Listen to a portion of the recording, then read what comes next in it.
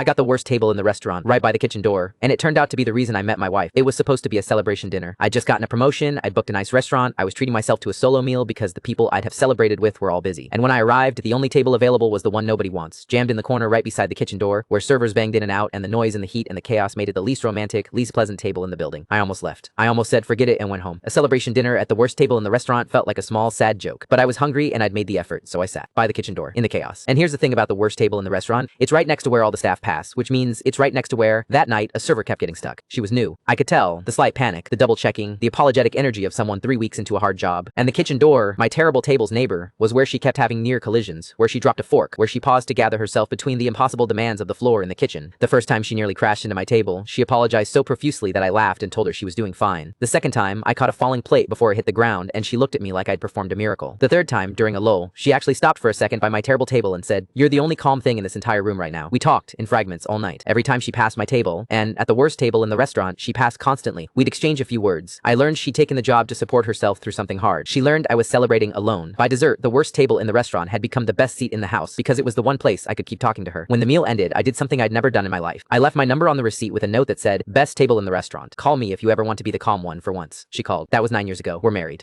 We have a daughter. We go back to that restaurant every anniversary, and we always request the worst table, the one by the kitchen door, the one nobody wants. The staff thinks we're insane. We've stopped explaining. Because that terrible table is the reason my whole life happened. If I'd gotten a nice table in the calm part of the restaurant, I'd have had a quiet solo dinner and gone home alone and never met the woman who became everything. The worst table in the restaurant gave me my wife. I tip outrageously now. Especially the new servers. Especially the ones near the kitchen door who look 3 weeks in and overwhelmed. You never know whose worst table is about to become their whole life.